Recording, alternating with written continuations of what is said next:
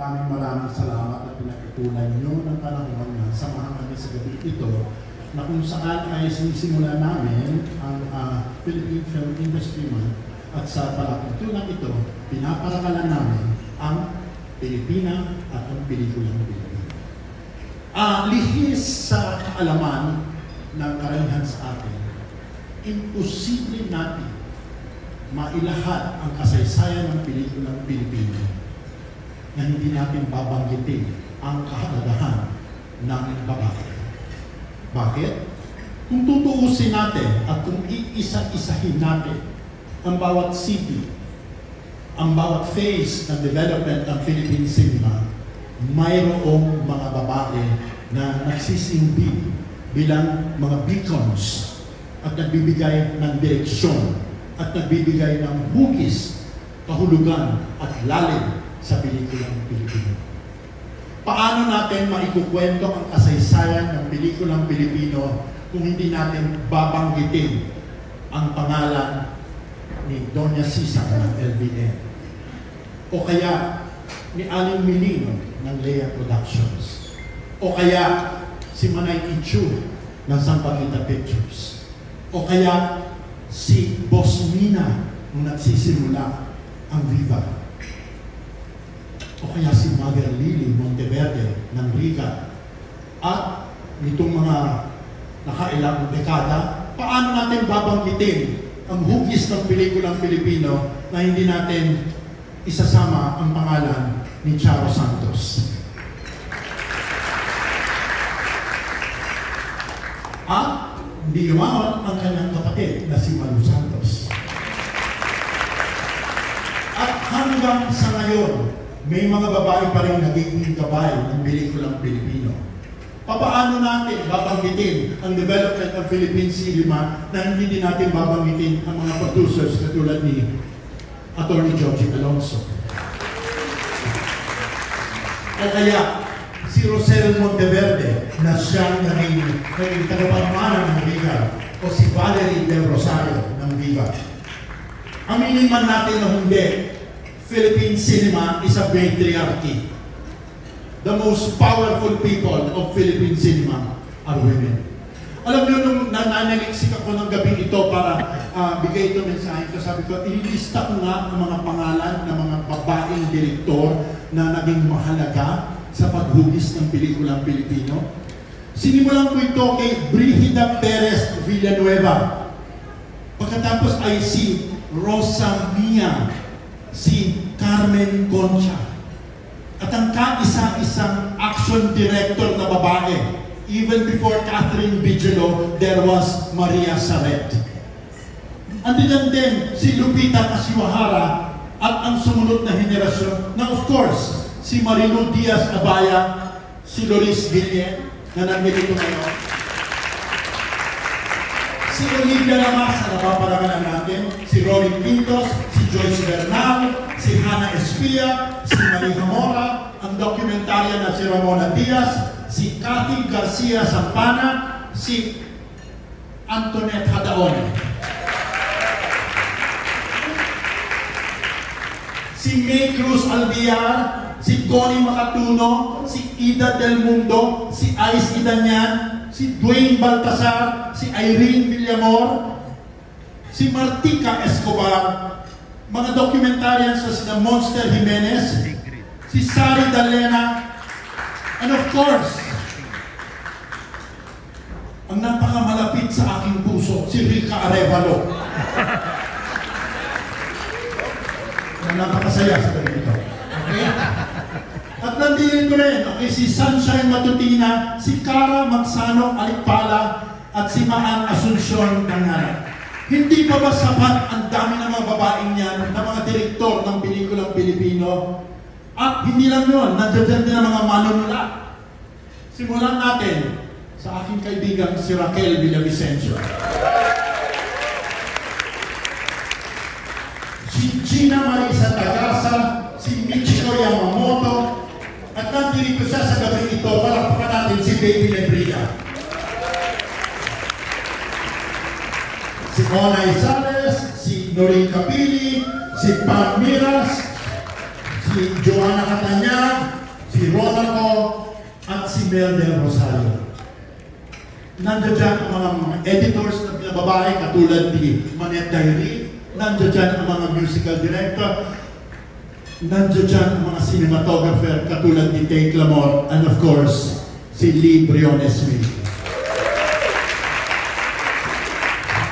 Ang last meeting ngayon ay ang isang babaeng underwater camera, si Marisa Clemente. Siguro sapat na yun para sabihin na importante ang babae, ang Pilipina, sa pelikulang Pilipino. Siguro sapat na yun na pruweba na ang susunod na direksyon ng ating kinabukasan ng pelikulang Pilipino ay nakasalalay din sa henyo at sa kaisipan ng mga Pilipina. Nagtataka kami sa tinagal-tagal, bakit hindi pinaparangalan ang mga Pilipina? Sure, we give credit, we give praise to the big stars on screen. But let us also give even equal credit, if not more, to the driving force of the women behind the camera and the women who shape Philippine cinema. So sa gabing ito, let us celebrate the Filipina and Philippine cinema. Mabuhay ang pelikulang Pilipino, mabuhay kayong mga Pilipina. Maraming salamat. These two filmmakers are known for movies that go beyond storytelling.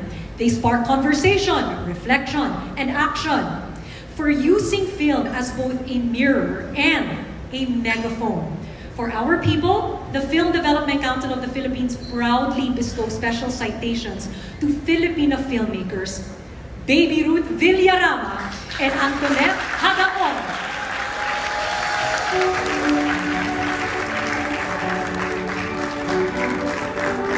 Please request Direk Antoinette Hadaone and Direk Baby Ruth to please stand to be recognized.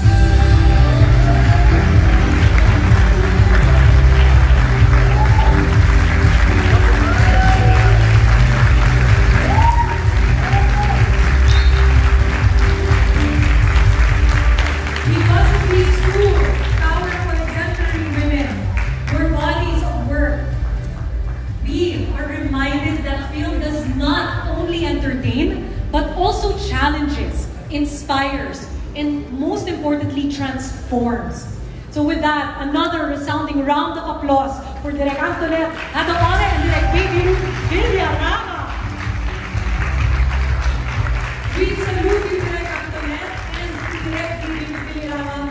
Maraming salamat po for their inspiring contribution to our movie industry. Saludo po kami sa inyo, Directs. And with that, we now move from honoring storytellers to celebrating these stories that heal and, most importantly, give hope. Ngayong gabi po ang ating tema ay pelikula at Pilipina. Pero alam niyo naman, sa ngayon, politika at Pilipino ang matinding usapin sa social media. And in a time when our nation feels increasingly divided sa politika, sa opinyon, sa paniniwala, the Film Development Council of the Philippines has launched a program to remind us of what truly unites us. Isang babaeng hindi lang humahawak ng kamera, kundi binago rin ang pagtingin ng industriya sa kung sino ang pwedeng humawak nito. She has lent countless stories with grace, power, and precision, proving that the woman behind the camera is just as commanding as the stories she helps bring to life. Upang igawad ang unang karangalan sa gabing ito, makakasama natin ang isa sa mga haligi ng pelikulang Pilipino. Please welcome Direk Loris Guillen. Bilang pagkilala sa kanyang natatanging kontribusyon sa pelikulang Pilipino na ipinamana sa kanyang pambihirang husay sa sinematografiya at sa walang humpay ng paggabay sa mga susunod na henerasyon ng mga henyo sa likod ng kamera. Gayon din sa kanyang pagiging makabuluhang puwersa sa pagbubukas ng mga pintuan para sa kababaihan upang makapasok at magtagumpay sa larangang matagal nang ipinamumunuan ng mga kalalakihan. At bilang isang pinuno, tagapanguna at walang kapagurang puro na humubog sa mga alagad ng pelikula.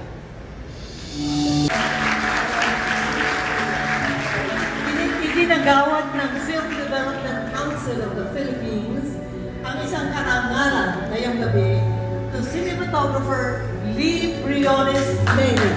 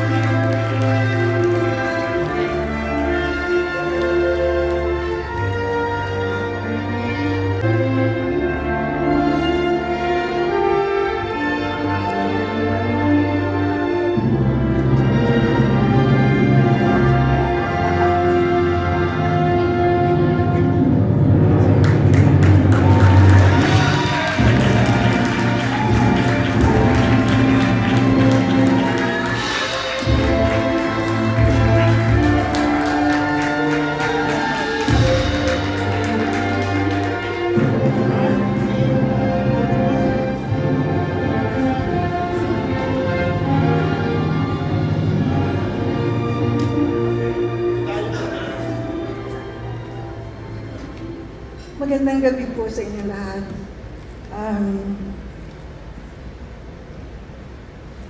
25 years ago, tinanong ako ng tatay ko, "Anak, ano ba talagang ginagawa mo?" Sabi ko sa kanya, nagkakalikod po ng camera, tumatambling kasama ng ilaw. Pero hanggang ngayon, hinahanap ko pa, ano ba talaga ang ginagawa ng isang nagkukwento sa likod ng camera. Mula po noon hanggang ngayon, unti-unti ko nabuo kung ano ang talagang ginagawa sa likod ng camera. Natuto po akong tumayo with honesty, hanapin ang kwento na galing sa aking puso. The truth that I want to say in the stories that I do. Natuto rin po akong ipaglaban kung ano ang totoo, ang mga kwentong ito. At sana nakikita po ito ng daddy ko ngayon. At habang nakikipagtagisan po ako at nakikiusap sa aking PM na pwede bang mag-break kasi magpapump ako ng milk para sa anak ko. At nang papalitan ako kasi mas crush ng isang makapangyarihan ang lalaking DOP, sumigi pa rin po ako. Pero ang greatest lesson po na pangatlo na aking natutunan ay ang spiritual intelligence. Kahit ready na po tayo magkwento ng totoo sa atin, kaya na natin siyang ipaglaban dahil sa integrity. Baliwala po ang lahat ng ito kung di natin siya gagawin ng tama. At tanging ang spiritual intelligence lang ang nag-iya po sa akin para patuloy na magkwento. Gusto magpasalamat sa daddy ko na nagturo sa akin kung anong National Geographic, to be curious. Sa mami ko po na nagturo sa akin ng kindness at ng grace. Sa mga anak ko na lagi kong inspirasyon, dun sa isang mamang katuwang ko na isa ring magaling magkwento. Mga anak po namin nasa lamesa, di na natapos ang kwentuhan. Para po sa mga mentors na nag-alaga sa akin, ang aking mga guro. Kaya po nagpapatuloy ako magturo. Kasi dahil sa inyo, dahil niyakap niyo ako, niyayakap kong pabalik lahat ng estudyante ko. Ito ang future filmmakers. Ang tanging wish ko sa lahat ng mga batang ito, matutunan yung hanapin ang boses nyo, paglaban nyo ito, at ito inyong ikwento. Ikwento nyo bilang isang Pilipino. Maraming salamat po sa inyo.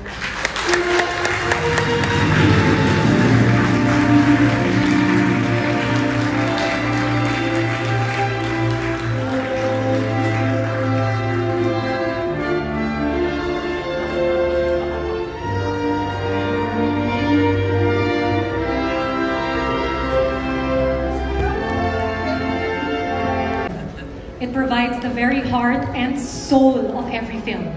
Kaya naman, ngayong gabi, we honor a woman not just for the words she's written, but for the worlds she has helped create. Ladies and gentlemen, to present this award, let's call in another woman of many talents and a proud advocate of Filipino artistry, Madeline Nicolas.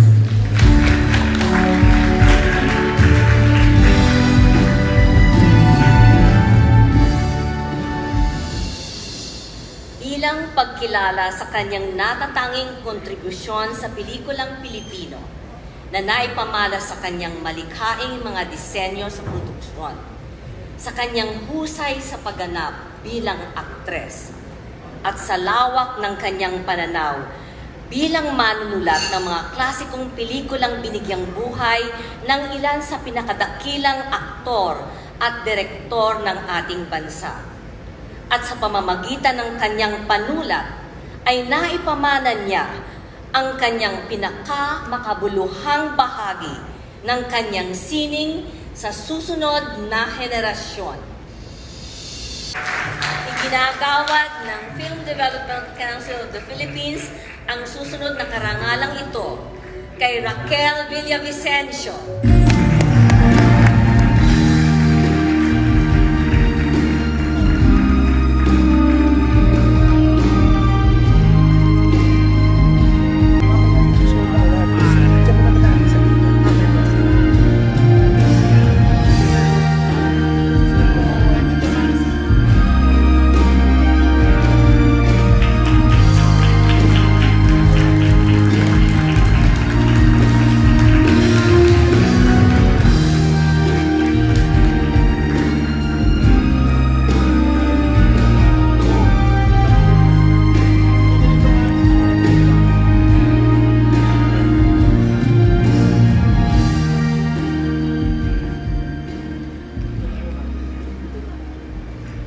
Magandang gabi po sa inyong lahat. Pwede bang namnamin ko muna itong sandaling ito?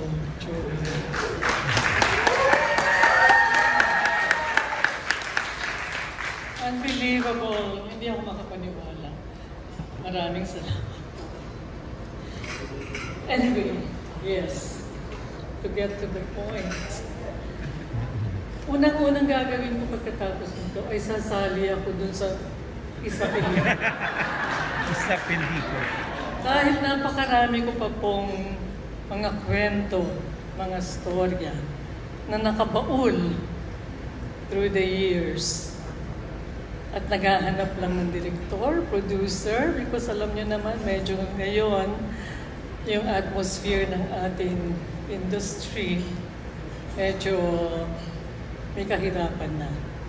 Hindi na kagaya noon na araw-araw may meeting, weekly, merong pagkausap ng producer, director, buwan-buwan, merong bagong pelikula. Medyo iba na ngayon, sayang. But hopefully, babalik ulit yung mga masasayang panahon na yun.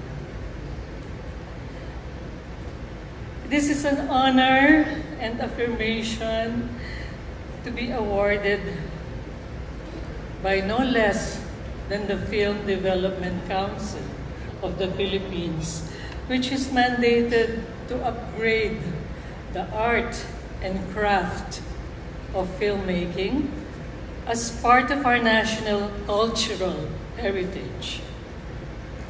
Finally, tonight, marirecognize na rin ang role ng Filipino filmmakers for their contribution and participation in achieving this vision of FDCP.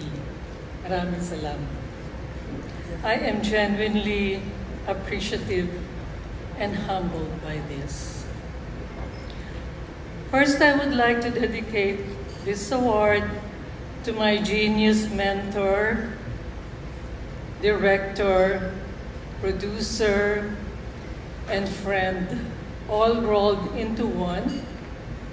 You all know him, Mike De Leon.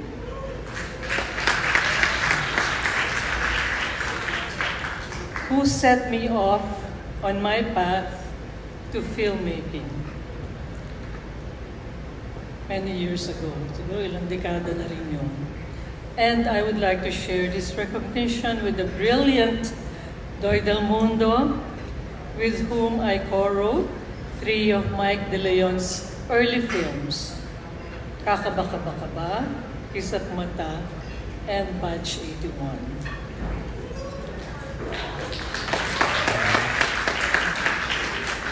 Mike, this is for you. I haven't prepared a tribute for Mike ever since he passed, but mahirap talaga pag-usapan. So, ibang session na yun. I would also like to pay tribute to the women producers and women directors I worked with in various capacities throughout my decades-long journey in the film industry, whether as a writer, a production designer, or as an actress. There's Mother Lily Monteverde of Regal Films, Emilia Blas of Leia Productions, Marichu Vera Perez Maceda of MVP Pictures, Mina Del Rosario of Viva Films and eventually Mina Films, Armida Sugan Reyna of Reyna Films, Attorney Georgie Alonso of Quantum Films, Dr. Mila Howe of the To Farm Film Festival, of course, Direct Loris Guillen, Marilu Diaz-Abaya, Sigrid Bernardo, and Sari Dalena.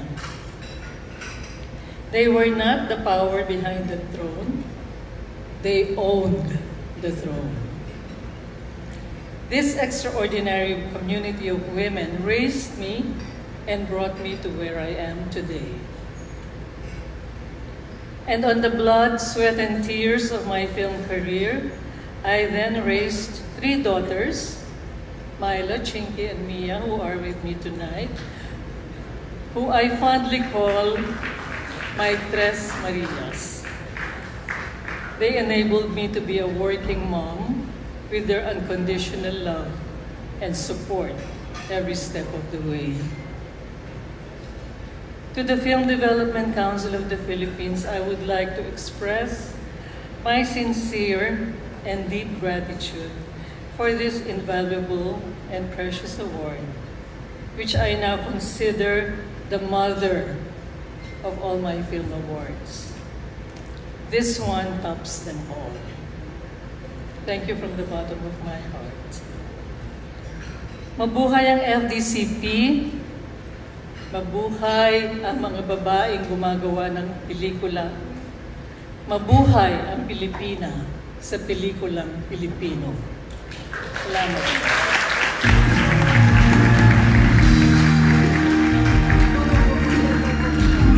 And be at the helm of the entirety of the film as its director.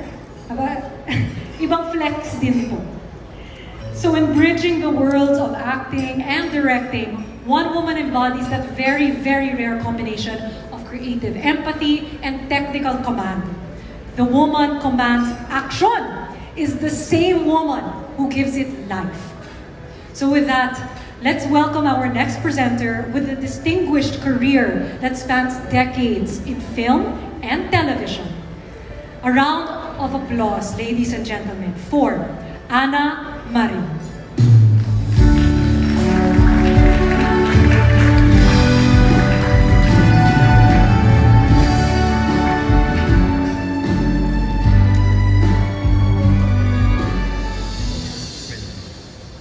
Bilang pagkakilala sa kanyang natatanging kontribusyon sa pelikulang Pilipino, na ipinamalas ang kanyang kahusayan bilang isa sa pinakadakilang aktres sa kasaysayan ng bansa.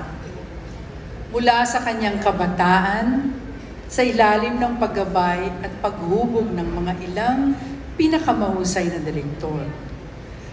Gayon din ang kanyang matagumpay na paglipat mula sa harap ng kamera patungo sa pagiging direktor sa telebisyon. At bilang guro sa larangan ng pag-arte ng mga nakakabatang artista. At sa kanyang buhay na naging puso at kaluluwa ng pelikulang Pilipino. Mapakasal ba tayo? Hindi ka na kailangan ng trabaho pa. Ano? At maging ordinary housewife tulad ni Marites, taon-taon nagbibuntis. Tingnan mo pala. Tingnan mo. Oh, bakit? Sinasabi dyan na magiging sikat ako bago ang maging trenda. Kita mo ba yung dalawang mo yan? Oo. Ibig sabihin niya, meron mong talent sa pagkanta.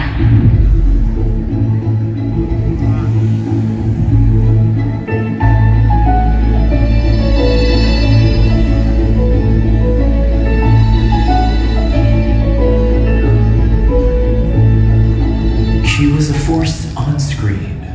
Then she stepped behind the camera and brought the same fire. Gina Alahar brought an actor's empathy into her directing. Her sets are spaces of trust where vulnerability becomes power. Ever since someone in being an actress or being a director is very professional. Pagka nasa set kami, artista ako, director siya, director ako siya.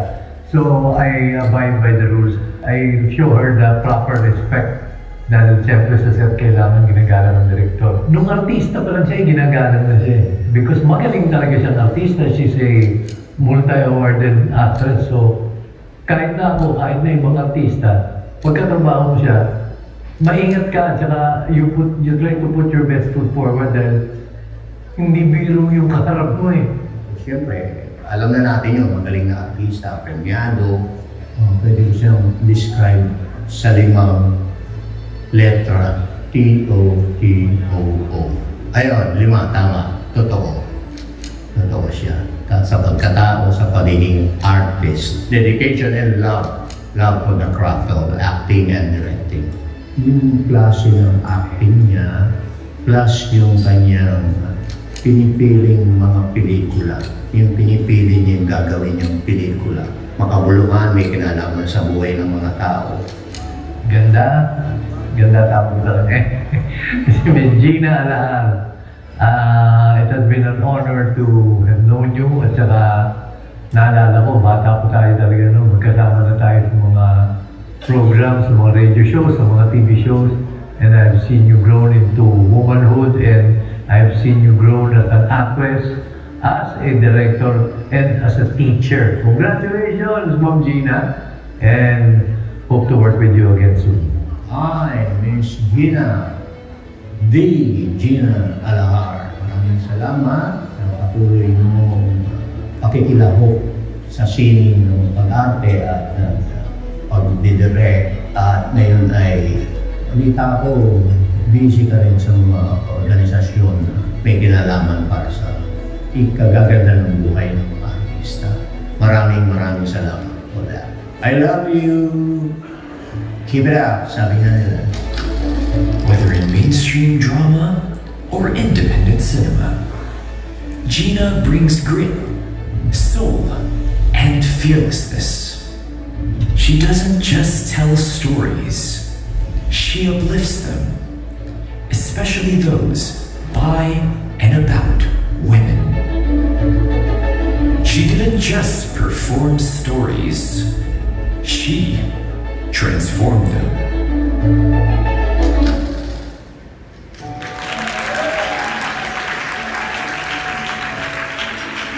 Iginagawad ng Film Development Council of the Philippines ang natatanging karangalan kay Gina Alahar.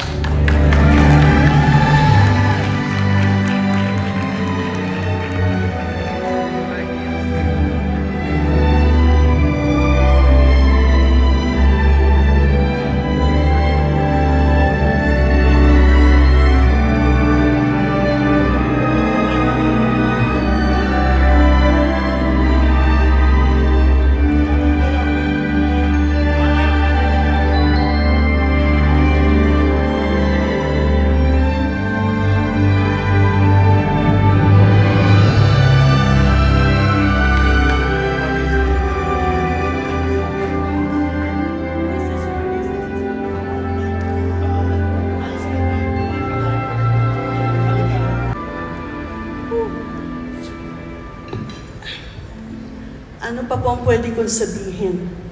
Nasabi na po nilang lahat. Thank you, Pen. Thank you so much.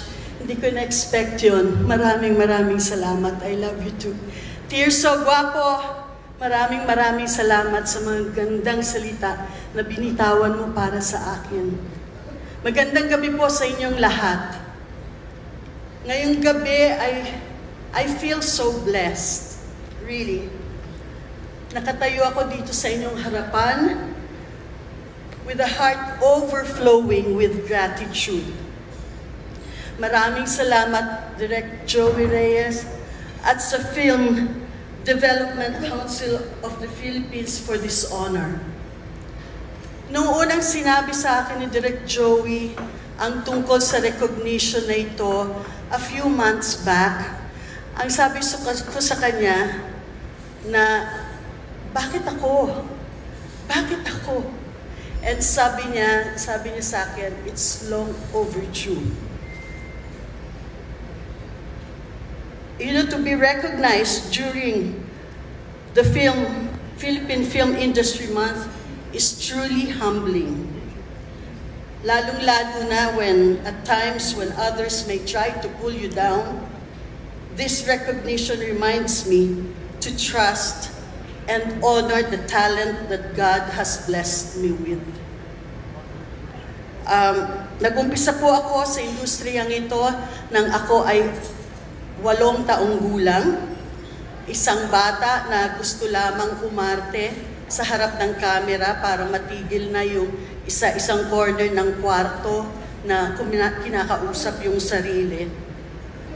Hindi po ako masyadong lumaki sa height, pero lumaki naman ang mga naging roles ko sa mga pelikula tulad ng Divorciada, Playgirl, High School Scandal, Salome, Brutal, Andrea, Paano Ba Maging Isang Ina, at marami pa pong iba. Hindi ko akalain na magiging lifelong journey ko pala ang pelikula. Along the way, I was given the privilege to grow, not just an actress but also as a director. At ito po ang natutunan ko, na sa bawat role, bawat kwento, ay hindi lang para sa akin at tungkol sa akin. It's for the Filipino people. It's about our identity, our struggles, our resilience, our hope, and most especially our faith.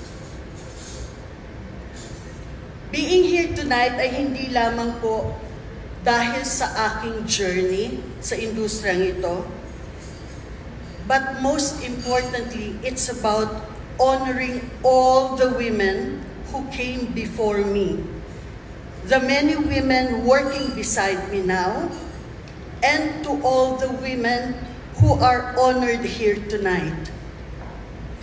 Bow ako sa inyong lahat. You have my respect.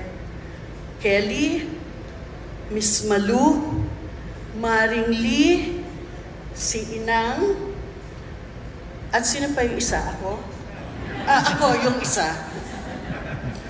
Mga babaeng hindi natakot pumasok sa isang industriya na hindi laging welcoming at nagpapatunay na kaya nating gampanan hindi lang ang pagiging artista, kundi maging direktor, leaders, producers, and storytellers.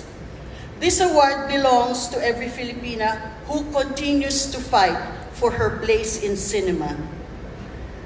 I am deeply grateful and I dedicate this award to my children. Nandito ang isa, ang panganay. My 2 grandchildren who are here, Catalina and Luis. First time nilang umattend sa ganitong event and they're so excited. Sa mga mahal ko sa buhay na nandyan palagi, na laging umiintindi sa akin, sa aking anak na si Raya, na kahit na bata pa lang ay hindi ako masyadong nakikita sa bahay dahil sa pagtatrabaho. Maraming salamat sa iyo, anak, at sa iyong mga kapatid, Jeffrey and AJ. To my colleagues, my mentors, Lino Broca, Gil Portes, lahat ay naniniwala sa aking kakayahan. To the writers, to the directors, to the crew members, lahat ng nakasama ko sa trabaho. And to our audiences, maraming salamat po for allowing us into your lives, for believing in the power of cinema to touch hearts and open minds. From the bottom of my heart, maraming salamat.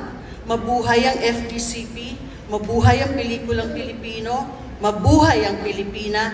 To God be the glory and the praise. Thank you.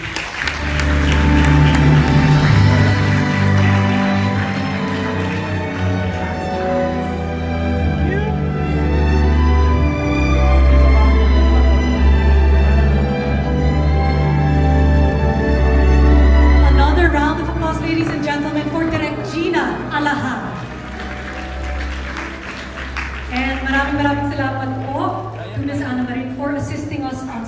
Ramdam na ramdam pa rin natin ang mga linyahang mahusay na nagbigyang buhay sa mga pelikulang ito. With that, to present our next award, please welcome the Managing Director and Head of Star Cinema, Mr. Chris Gasly.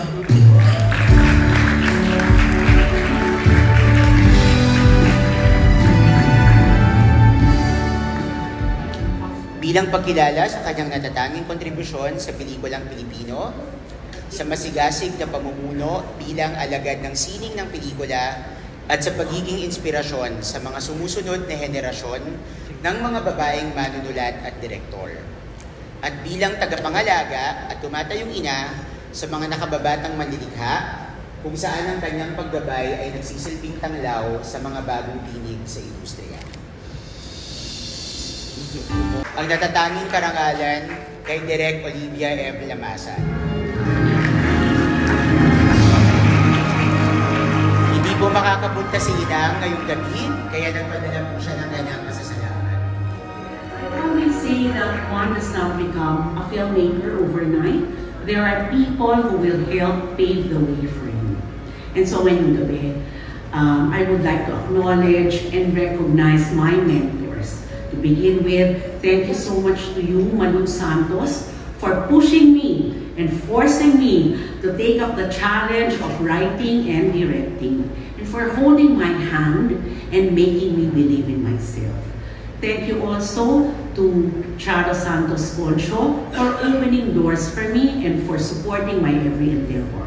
Thank you too to my good friend, Director Rory Quintos, who helped me when I was starting as a director in cinema. And thank you so much, Director Luis Villen, because you saw the potential in me as a writer, and therefore you gave me the first opportunity for my first screenplay.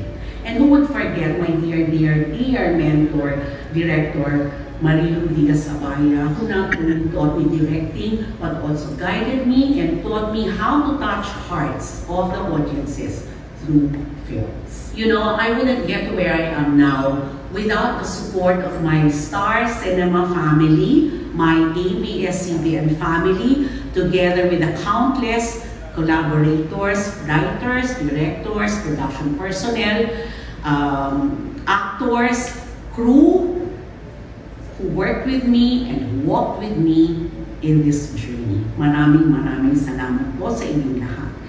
And last, and of equal importance, maraming salamat to our audiences who have allowed your hearts to be touched, to learn, to be moved, and to be educated, to be entertained by the stories to be told. Again, maraming salamat FDCP. This inspires me to continue creating works that will honor and that will serve the Philippines. Maraming salamat po. Thank you, Inang, for that very special video. Now, thank you. We'll have a quick photo. Now, while Direk Olive Lamasan could not be with us tonight, we are honored to have another powerhouse of Philippine cinema and an iconic storyteller to receive this award on her behalf. Ladies and gentlemen, please welcome the one and only Ms. Charo Santos Concho.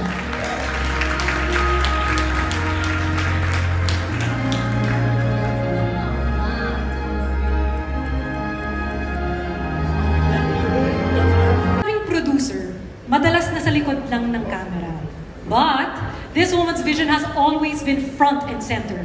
She has produced some of the biggest and highest grossing films that defined an era. From One More Chance, Anak, A Very Special Love, Hello Love Again, at marami pang iba. She reminds us that women are not just in the frame, but they can also run the show. To present this award, we welcome a respected leader in the entertainment industry who is behind countless successful projects that have shaped local pop culture. Ladies and gentlemen, please welcome the head of ABS-CBN Music's ecosystem, former advertising and promotions head of Star Cinema, Roxy Liquiga.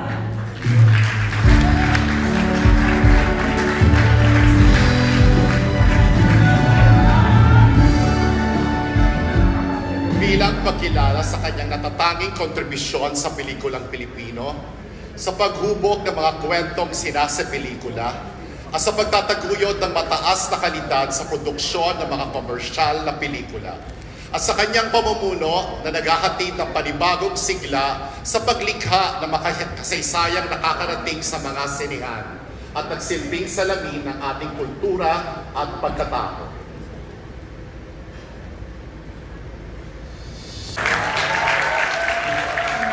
Sa patuloy na pagtataguyod ng mga manilikha sa pag-iisabuan ng Pilipina, kinagawad ng Film Development Council of the Philippines ang karangalang ito kay Tita Malu Santos.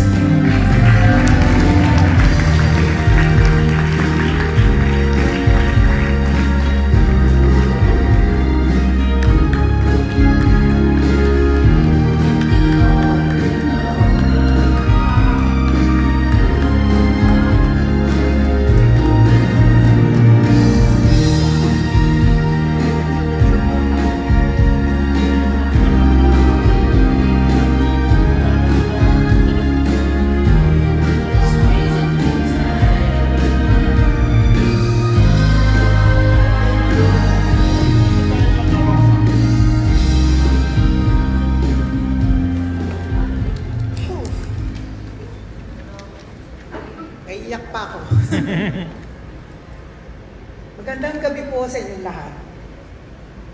It is with great pride and even greater humility that I accept this recognition. Maraming salamat po to Film Development Council of the Philippines and to Direct Joey Reyes. Alam niyo po, ni isang panaginip, hindi ko inakalang magiging parte ako ng industriyang ito. I was the front desk officer in a floating casino. I sold encyclopedias, and I was an assistant bank manager when I got a call from Charo asking me to help her in her movie project, Pasukuin si Waway. I told her, wala akong alam. I'm not even a mass comm graduate. Sabi niya, ititrain kita, tulungan mo lang ako dito. Isa lang tinanong ko sa kanya, pwede ba akong magpa-picture sa mga artista? And when she said yes, I accepted. Kasi ever since bata pa ako, ay isa na akong movie fan. And so thank you, Charo, for paving the way for me. And thank you very much for your much-needed guidance, wisdom, and for your mentorship. To Mother Lily, who taught me how to fight and how to survive this industry. And to Gabi Lopez, who believed in me and supported me even when I doubted myself. Maraming salamat sa inyo. I share this award with my family, who have always been my source of strength. To my Star Cinema and ABS-CBN family, and to all my colleagues, directors, writers, actors, crew, cheers to our years of struggles and victories. And last, I share this recognition with the other half of the dating duo, my best friend, Direk Olive Lamasa. Producing is never easy. It is difficult and very challenging. But to me, it's the most fulfilling job because it gives me the opportunity to connect and serve the audiences. And it provides me the chance to discover, nurture, and to give breaks to new talents and new voices. Movies are more than entertainment. They have the power to heal wounds, to spark courage, to give hope, and change lives. And tonight, as I hold this recognition in my hands, I make a promise to continue serving this industry with heart and with purpose. Maraming salamat po.